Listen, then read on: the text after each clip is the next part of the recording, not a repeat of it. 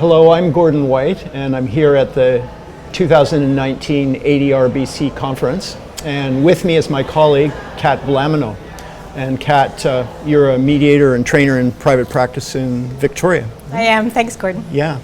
And I understand you're presenting at the conference on parenting coordination. Is that right? I did. I presented this morning with a panel with two of my colleagues, with Joan Cody and Craig Neville. Yeah. And what particular aspects of it were you exploring or presenting on? Yeah, we talked about kind of a range of topics. The title of our topic was Parenting Coordination, the Good, the Bad, and the Ugly. And so really we covered what we see as most of the common questions and concerns from either clients or fellow colleagues, so lawyers or other people making referrals to the process. That would be the ugly part? Yeah. So what are some of the ugly parts? Costs is always a big question. So how will costs get managed, and what happens if it's all because one person's behaving badly? Enforcement is another big piece. What will we do if people don't follow determinations? Yeah, those are big ones. Yeah, so I talked to one parenting coordinator at some length, and she said that most of her clients were quite well off financially.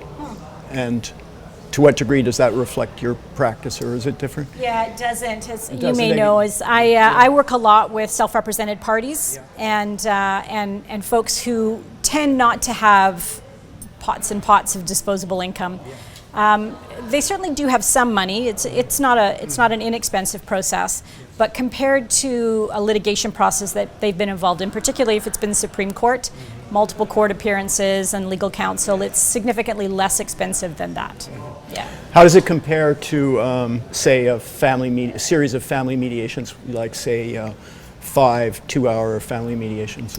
Yeah, I mean the hourly rate is certainly a little higher than it is for family mediation. There's a lot of accountability. It's, unlike family mediation, it's not confidential, so you can expect your documentation to appear in court, or for you as the professional to appear in court.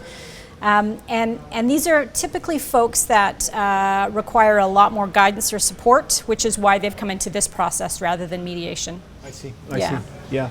And you just mentioned enforcement being potentially problematic. Yeah. Could you say some informative things about that? So for listeners, yeah. I think one of the pieces with why folks come into parenting coordination is there's some sort of history of not being able to agree or not being able to follow through on what they've agreed to. Yeah. So one of the things that I find really helpful in sort of heading that stuff off at the pass is being pretty proactive when I start working with clients around creating really robust agreements that have contingency plans built into them.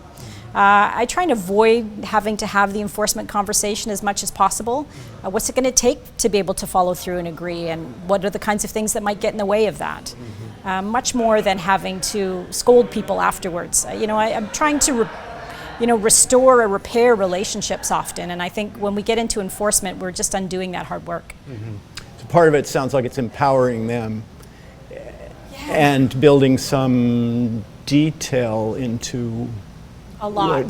Building in a lot of detail. Yeah. I find a lot of the times we have really, folks come into the process with really big gaps often in their parenting plan, and that's where they're finding the repeated conflicts, is that they have a parenting plan that doesn't address specifics around holidays or specifics around choosing a school or things like that. And so we just put rules in place about how agreements will get made, and then we just try and follow the steps.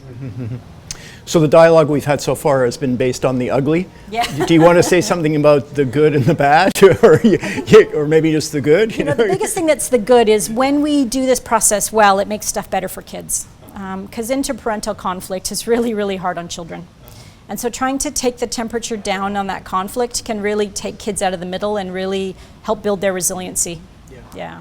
One of the things I notice as our field grows and progresses is that there's more variety of different processes that are starting to be offered, right? So that would be an example of something that didn't exist 15 years ago, right? No, I mean, it did in California about that time, but really in BC, it's only been around, 15 years or so. That's about it, just under that. Yeah.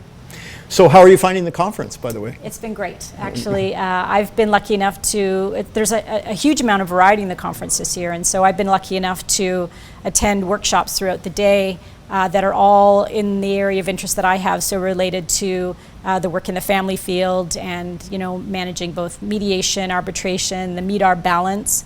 the plenary this morning on things related to the Indigenous and Canadian government relationship was fantastic. Yeah.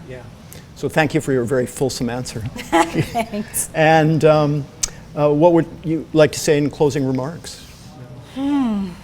I think one of the things I think is great is that I'm from Victoria, from the islands, so this isn't in my backyard, but it's awful close. So it's nice to be able to have a pretty rich, and varied symposium so close to home, not to have to travel too far to get there. That's great.